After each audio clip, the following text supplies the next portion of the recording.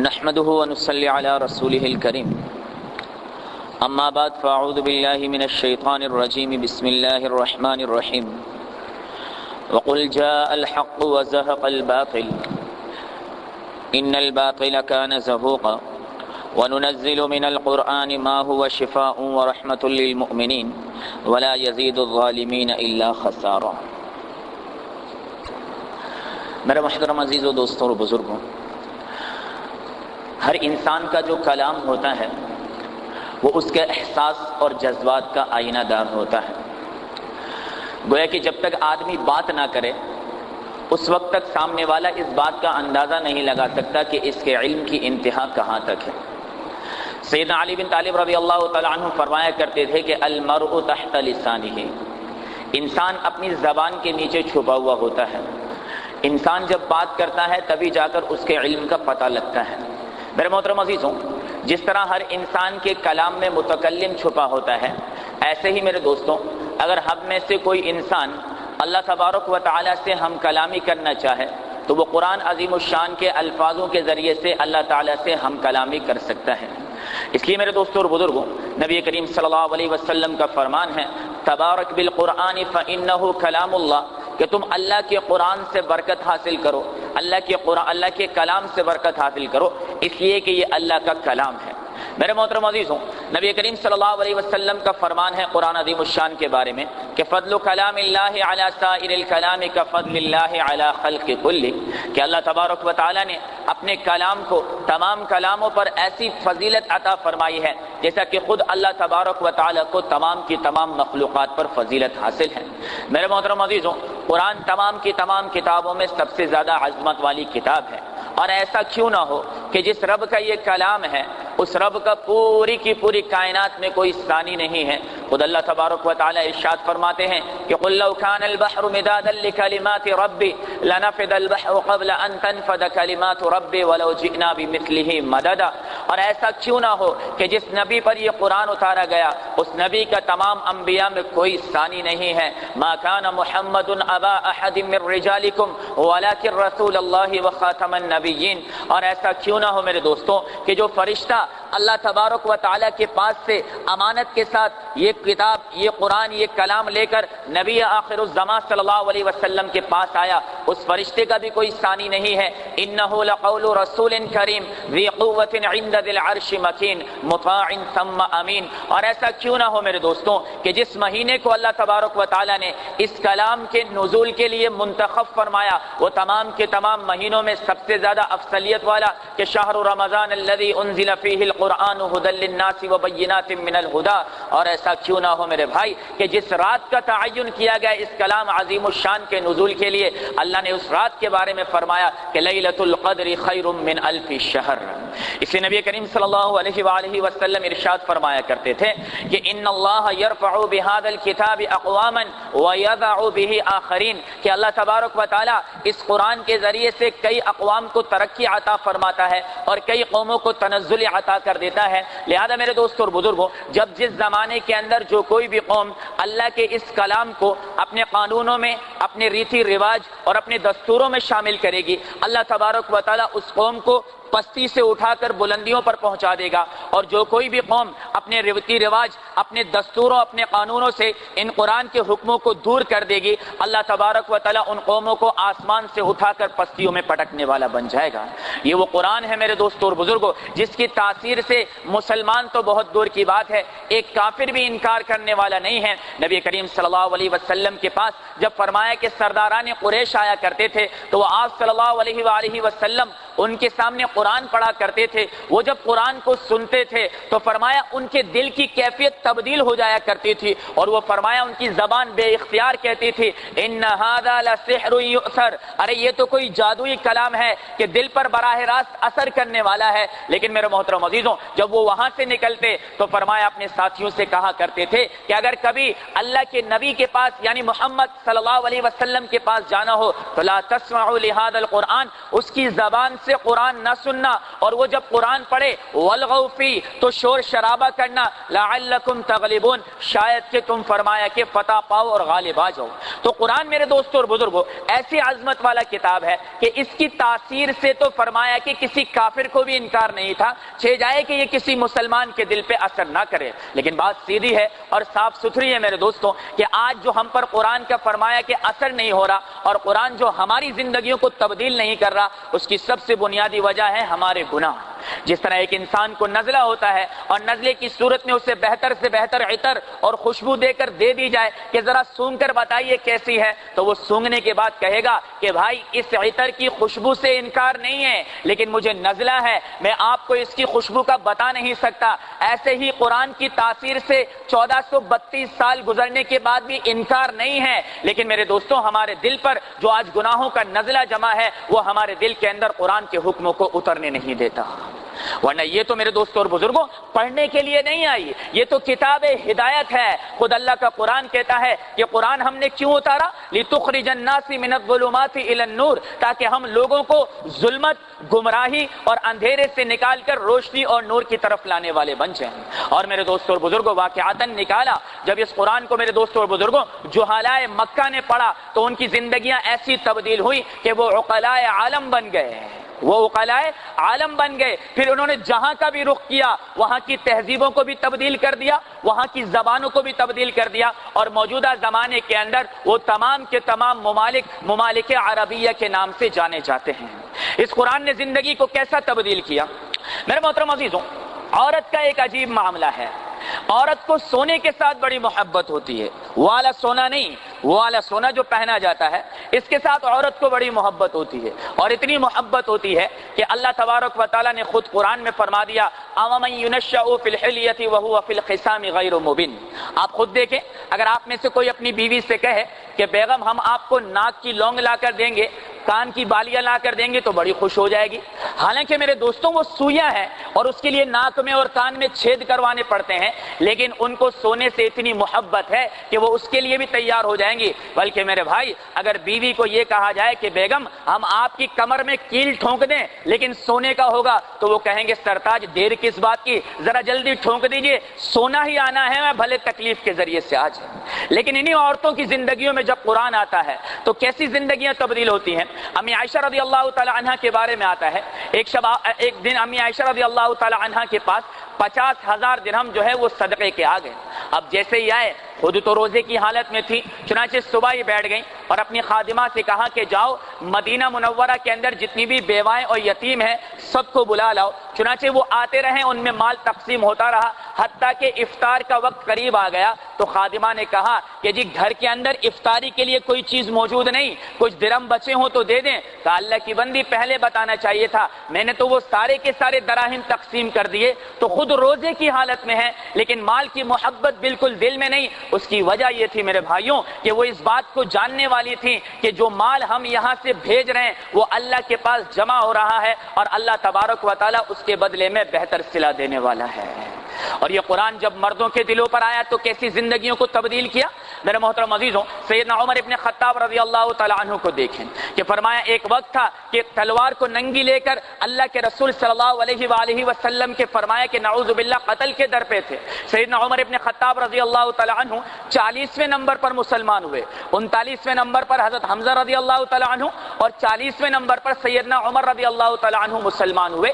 گھر سے تو نکلے تھے نعوذ باللہ من ذالک اللہ کے رسول کے قتل کا ارادہ لے کر، لیکن اللہ تبارک و تعالیٰ کی نظر کرم پڑی اور سورہ طٰہٰ کی چند آیتیں دل میں ایسی اتری کہ وہی عمر میرے دوستوں اور بزرگوں جو اللہ کے رسول صلی اللہ علیہ وسلم کا فرمایا کہ دشمن تھا، اللہ تعالیٰ نے اسی کو غلام بنا کے رکھ دیا۔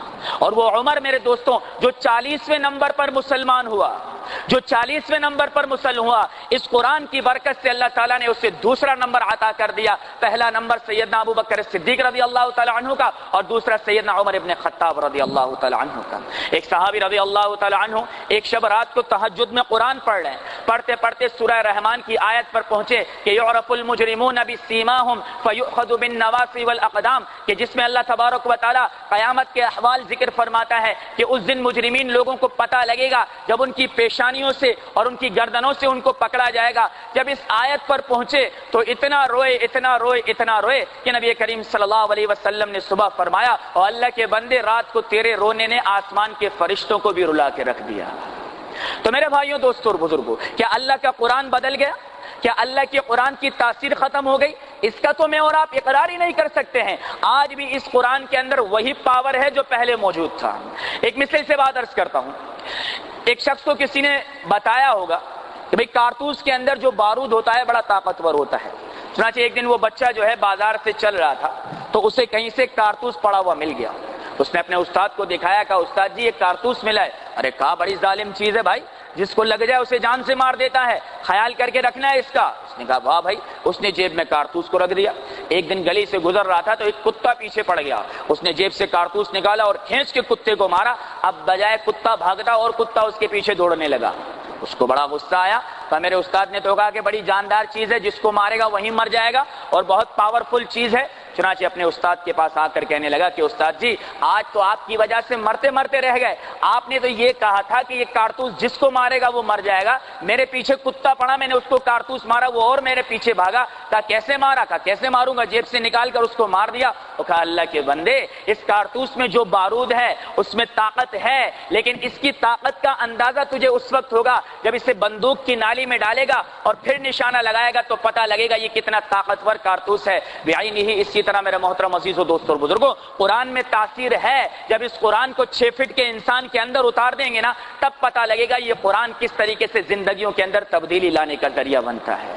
ہم کیسے انکار کر سکتے ہیں؟ یہ گتا ہے، یہ قرآن کا حصہ نہیں ہے، قرآن کا حصہ نہیں ہے، قرآن یہ ہے۔ لیکن اس گتے کو آپ دیکھیں، جب تک اس کے ساتھ نہیں جڑا تھا تو اردو بازار کے اندر، فیکٹری کے اندر اٹھا کر پھینکا جاتا، پھر اٹھا کر پھینکا جاتا، سوزوکی والا اٹھا کر پھینکتا، دکان والا پھینکتا، اس کے اوپر پیر رکھ کر اوپر چڑھتے۔ لیکن جب یہ گتا کٹا اور کٹنے کے بعد قرآن سے صرف مل گیا، اللہ تبارک و تعالیٰ نے اس گتے کو وہ مقام دیا کہ قرآن کے چومنے سے پہلے مسلمان گتے کو چومنے والا بن جاتا ہے۔ تو ایک بے جان گتا قرآن سے لگ کر فرمایا کہ بلند مقام کا مالک بن جائے۔ ارے میرے بھائی، قرآن تو میرے اور آپ کے لیے اترا ہے، اگر میں اور آپ اس قرآن سے تعلق قائم کریں گے تو سوچئے کہ اللہ تعالیٰ ہم کو کتنا بلند مقام دینے والا بنے گا۔ اس لیے میرے بھائیوں، دوستوں اور بزرگوں، آج سب سے بڑی بے وفائی یہی ہے کہ قرآن سے تعلق ختم ہو چکا ہے، قرآن سے دوری بہت زیادہ ہو چکی ہے۔ آج میرے بھائی ڈاکٹر ہیں، انجینئر ہیں، وکیل ہیں، پی ایچ ڈی ہیں، ایف اے، ایسی پتہ نہیں کیا کیا کر رکھا ہے، لیکن قرآن پڑھنا نہیں آتا، قرآن کا ترجمہ نہیں آتا، قرآن سمجھنا نہیں آتا۔ ساری زندگی گزر گئی دنیا سمجھتے اور سیکھتے ہوئے، ایک بار بھی قرآن نہیں پڑھا۔ ارے میرے بھائیوں، دوستوں اور بزرگوں، ذرا سوچئے۔ اللہ سیدنا عثمان بن عفان رضی اللہ تعالیٰ عنہ نے ارشاد فرمایا، دل کے کانوں سے سن لو، ایک یہ بات آج کے بیان کے سمجھانے کے لیے کافی ہے۔ سیدنا عثمان بن عفان رضی اللہ تعالیٰ عنہ نے فرمایا، اگر تو یہ بات جاننا چاہتا ہے کہ اللہ کی نظر میں تیرا کیا مقام ہے تو اپنے دل میں جھانک کر دیکھ کہ قرآن کا تیرے دل میں کیا مقام ہے۔ جتنا تیرے دل میں قرآن کا مقام ہے اتنا اللہ کی نگاہ کے اندر تیرا مقام ہے۔ اب اس بات کو سامنے رکھ کر میں اور آپ سوچیں کہ ہم میں سے کتنے لوگ ایسے ہیں کہ 20 30 40 50 60 70 سال کی زندگی گزر گئی، ایک بار بھی قرآن پڑھنا نہیں آیا اور مسلمان بن کے اللہ کے دربار میں چلے جائیں۔ ارے یہی قرآن تو بتا رہا ہے کہ جنت کیا ہے، جہنم کیا ہے، حق کیا ہے، حلال کیا ہے، حرام کیا ہے، جائز کیا، ناجائز کیا، اور اسی قرآن کو پڑھے بغیر اللہ کے دربار میں چلے جائیں گے۔ اور اللہ نے اگر ایک بار پوچھ لیا کہ تیرے پاس نجسیں پڑھنے کا وقت، ناولیں پڑھنے کا وقت، کئی گھنٹوں خبریں دینے کا وقت، کئی گھنٹوں فرمایا کہ فلمیں دیکھنے کا وقت، اور کئی گھنٹوں فونوں پر گپے لگانے کا وقت، SMS کے ذریعے سے وقت کے برباد کرنے کا وقت تو نے نہ پڑھا تو میرا پیغام نہ پڑھا جو اللہ کا سب سے بڑا قرآن ہے۔ اس لیے میرے محترم عزیزوں، اس دن کی ذلت اور رسوائی سے بچنے کے لیے آج کے دن مجھے اور آپ کو احساس پیدا کرنا پڑے گا۔ عمر کو نہ دیکھیں، اپنی عمر کو نہ دیکھیں کہ اب اس عمر میں آ کر قرآن پڑھیں گے. ارے میرے دوستوں اور بزرگوں، پڑھنا شروع تو کر لیں، پڑھنا شروع تو کر لیں. اگر سیکھنے سے پہلے موت آ گئی، اللہ تعالیٰ قیامت کے دن سیکھے ہوئے میں کھڑا فرما دے گا. اور اگر کوشش ہی نہ کی میرے دوستوں اور بزرگوں، تو پھر قیامت کے دن یہ قرآن مدعی بن کر آئے گا اور اللہ کے دربار میں دعوے دار بنے گا ہر اس شخص کے لیے جس نے قرآن کو نہ سیکھا، نہ سمجھا، نہ پڑھا. اور میرے دوستوں اور بزرگوں، سوچئے کہ اللہ کے دربار کے اندر ہم قرآن کا کس طریقے سے مقابلہ کریں گے. اس لیے کم از کم ہمارے دل کے اندر اس بات کا احساس ضرور ہونا چاہیے. آج میرے بھائی کسی کے پاس موبائل نہ ہو، عجیب بات ہے، کسی کے پاس موبائل نہ ہو. یار تیرے پاس موبائل نہیں ہے؟ ایسے بات کر رہے ہیں جیسے اس کے پاس کان ہی نہیں ہے، اس کے پاس زبان. یار موبائل نہیں ہے؟ موبائل تو آج کل ہر گھر کی ضرورت ہے. اس طرح میرے دوستوں اور بزرگوں، یہ قرآن ہر مسلمان کی ضرورت ہے، ہر مسلمان کو سیکھنا ہوگا. جس طریقے سے تعجب اس شخص پہ کرتے ہیں جس کے پاس سیل فون نہیں، جس کی ایجاد کو مشکل سے 10-15 سال ہوئے ہوں گے، 20 سال ہوئے ہوں گے. ارے جس کے فرمایا نازل ہوئے کو 1400 سال گزر گئے، اور جس پر چل کر 1400 سال سے قومیں اور لوگ کامیاب ہوتے ہوئے آ رہے ہیں، اس قرآن کو اگر میں نے اور آپ نے اپنے سینے میں نہ رکھا اور اللہ نے اتنا پوچھ لیا کہ میرا بندہ قرآن نہیں پڑھ سکا، اور یہ پوچھ لیا کیوں نہیں پڑھ سکا، خدا کی قسم اللہ تعالیٰ کا یہ پوچھنا ہمارے جسم سے سارے کے سارے گوشت کو گلا کر نیچے گرا دے گا کہ میرا مولا زمین میں دھسا دے، لیکن یہ سوال نہ کر کے تیرا قرآن کیوں پڑھے بغیر میں دنیا سے آ گیا. لہذا میرے محترم عزیزوں، جو پڑھے ہوئے ہیں وہ اس کو سمجھنے کی اور سیکھنے کی کوشش کریں، اور جو نہیں پڑھے ہوئے اللہ کا واسطہ دے کر بات کرتا ہوں کہ کچھ قرآن کا حصہ اپنے سینے میں محفوظ فرما لیجیے. کچھ قرآن کا حصہ کسی حافظ قرآن کو پکڑ لیجئے، کسی فرمایا کہ پڑھنے والے کو پکڑ لیجئے کہ بھائی 2-4 لائنیں مجھے بھی پڑھا دے، تاکہ میرے رب سے میں یہ بات کہوں کہ ہاں میرے مولا، میں نے تیرے قرآن کو سارا تو نہ پڑھ سکا لیکن کچھ لائنیں میں بھی پڑھ کر اس دنیا سے ضرور آیا ہوں. تو اس کے لیے سارے کے سارا اہتمام کریں گے نا بھائی انشاءاللہ تعالی. بات تو فرمایا کہ لمبی تھی اور زیادہ تھی، کیونکہ وقت بھی گزر چکا، تھوڑا سا مسئلہ ہو گیا جس کی وجہ سے بات پوری نہ ہو سکی. لہذا میرے محترم عزیزوں، دوستوں اور بزرگوں، ہماری اتنی ہی چاہت ہے، اتنی درخواست ہے، اتنی گزارش ہے کہ آپ میں سے جو ساتھی قرآن نہیں پڑھ سکے محنت کریں، اور اگر یہ محرومی ہو گئی ہے تو اپنی اولاد کے ذریعے سے اس محرومی کو دور فرمائیں. اپنے بچے کو حافظ قرآن بنائیں، بچی کو حافظہ بنائیں، اور اللہ تعالیٰ کو دکھائیں کہ میرے مولا مجھے احساس ہے کہ یہ کمی مجھ میں رہ گئی، اس لیے میں نے اپنی اولاد کو یہ سکھا دیا، تاکہ فرمایا کہ قیامت کے دن اسی اولاد کو سامنے رکھ کر تیرے دربار میں نجات کا ذریعہ بن جاؤں. ورنہ قرآن بہت دور کی بات ہے، بہت دور کی بات ہے. اس کی بسم اللہ کی برکات میرے دوستوں اور بزرگوں کیسی ہیں. کہتے ہیں حضرت عیسیٰ علیہ السلام ایک مرتبہ جو ہے ایک جگہ سے گزر رہے تھے، تو دیکھا کسی قبر کے اندر مردے کو عذاب ہو رہا.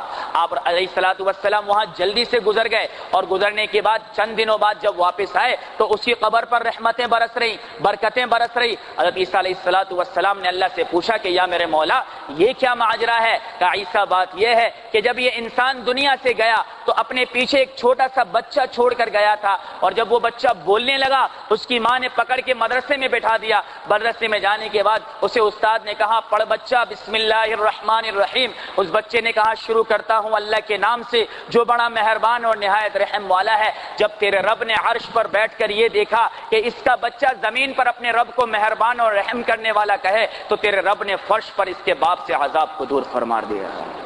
اور اگر آپ کی اولاد پورا قرآن پڑھ لے، بار بار پڑھ لے، وہ حافظ قرآن بن جائیں، تو آپ کو اللہ کیا مقام دے گا خدا کی قسم تصور نہیں کر سکتے. تھوڑی سی بات عرض کر کے بات کو ختم کرتا ہوں.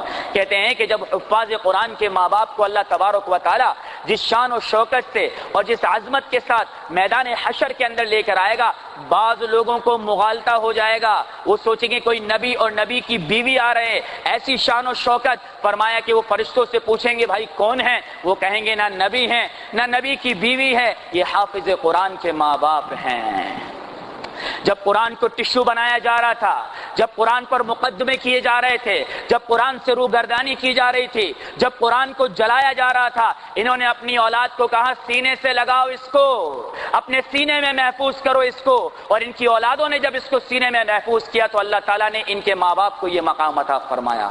چھوٹی بات نہیں ہے، بلکہ میں یہ کہوں گا کہ ہر ایک کے بس کی بات بھی کوئی نہیں اپنی اولاد کو حافظ قرآن بنانا، اس لیے کہ ای سعادت بزور بازو نیس، یہ کسی کے ہاتھوں کی سعادت نہیں، یہ تو میرا رب قرآن میں کہتا ہے ذالک فضل اللہ یؤتیہ من یشاء. یہ تو جس پر تیرے رب کا خصوصی فضل ہوتا ہے اسی کی اولاد میں حفاظ اور علماء پیدا ہوا کرتے ہیں. اس لیے تیری اپنی کوشش نہیں ہے، تیرا کوئی عمل جو تو تیرے رب کو پسند آیا کہ تیرے رب نے تیرے دل میں یہ بات ڈالی کہ میں اپنے بچے کو حافظ قرآن بنا دوں۔ اس لیے میرے محترم عزیز و دوستو اور بزرگ، حافظ قرآن کی حفاظت کرنے والا، اور ایسا حفاظت کرنے والا کہ اللہ تبارک و تعالی نے قرآن میں فرمایا انا نحن نزلنا الذکر وانا له لحافظون، کہ ہم ہی نے اس قرآن کو نازل کیا اور ہم ہی اس کی حفاظت کریں گے۔ اب اللہ تبارک و تعالی نے اس قرآن عظیم الشان کو نازل کرنے کے بعد ہر اس شخص کو اپنی آرمی میں داخل کر دیا، ہر اس شخص کو اپنی فوج میں داخل کر دیا جو قرآن کا حافظ بن جاتا ہے۔ اور جب ایک حافظ صاحب کھڑے ہو کر مصلی پر پڑھتے ہیں اور پڑھتے پڑھتے کہیں زبر کی غلطی کر دیتے، وہ فوراً کہتا ہے صبر کر۔ یہ کوئی عام کلام نہیں کہ جیسا تیرا دل کرے تو پڑھتا جا، ایک زبر کو اوپر نیچے کیا تو پیچھے خدا کا محافظ کھڑا ہے جو فوراً تیری تصحیح کرنے والا بن جائے گا۔ تو اللہ کو پیار نہیں آئے گا اس بچے پہ، اس کے ماں باپ پہ؟ اس لیے یہ سعادت حاصل کرو اور مانگو اللہ سے کہ بن مانگے یہ سعادتیں ملنے والی نہیں، بن مانگے یہ سعادتیں ملنے والی نہیں، یہ مانگنے سے ملیں گی کہ میرے مولا تیرا نبی حافظ تھا، میرے بچے کو بھی حافظ بنا دے۔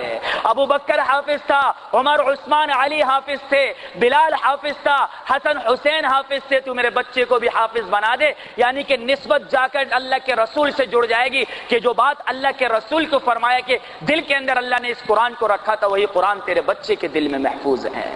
تو سوچیں تو بڑی سعادت ہے، اور صرف دیکھیں تو کچھ بھی نظر نہیں آئے گا، حافظ صاحب ہے، اور سوچیں تو بڑی سعادت ہے، بلکہ آپ کی سوچ سے بھی بڑی سعادت ہے جس کو آپ کبھی فرمایا محسوس بھی نہیں کر سکتے ہیں۔ تو بہرحال میرے محترم عزیز و دوستو اور بزرگوں، یہ قرآن سب کتابوں سے بڑی کتاب ہے اور بڑی عظمت والی کتاب ہے۔ اس لیے فرمایا کہ ایک صحابی رضی اللہ تعالی عنہ ایک مرتبہ کسرا کے فرمایا کہ محلات میں گئے اور وہاں کے بادشاہوں نے آ کر پوچھا کہ بھائی کس کام کے لیے آئے ہو؟ تو انہوں نے 3 جوابات دیے۔ کتنے؟ 3 جوابات دیے۔ پہلا جواب انہوں نے یہ دیا کہ ہم بندوں کو بندوں کی بندگی سے نکال کر اللہ کی بندگی میں ڈالنے کے لیے آئے ہیں۔ اور کہا اور کیا کام ہے؟